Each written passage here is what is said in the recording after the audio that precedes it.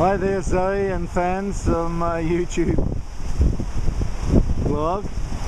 Guess where we are this afternoon, Sunday? It's cold. Yes, that's Canary Wharf. HSBC.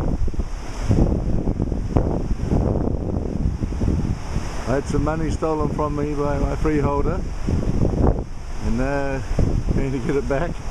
And it may be blackmail. So anyway, I'm here to show you the cars. Every year they display cars. So that's a Honda you can hire. Here's the new Series 3 Gran Turismo. Leasing 326. I can tell you're writing lots of things. So this is one of the courtyards in the Docklands. You can smell the chlorine. Another BMW.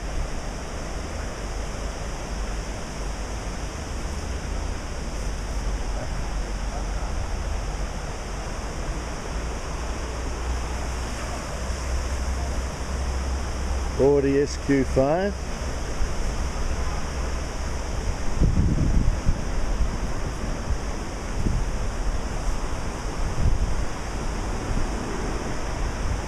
Audi Q7. Huge cars. They look like a car. Station wagon, have to get so far back to get it in, but it's as big as a Range Rover. Like to have a look inside. Now, I gave up driving cars to stay safe in '72, so I've saved burning up tons and tons of oxygen by not driving a car.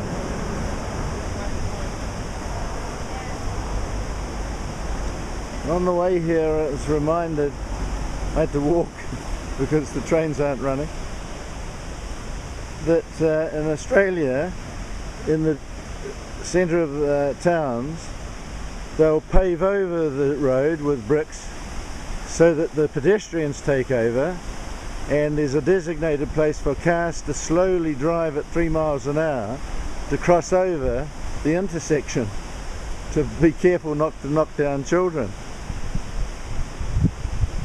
But that's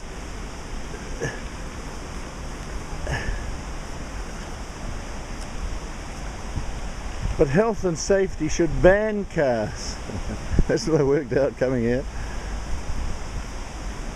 Because they kill the passengers, as well as the drivers, as well as the public. Now, if something is killing us, it can't be safe.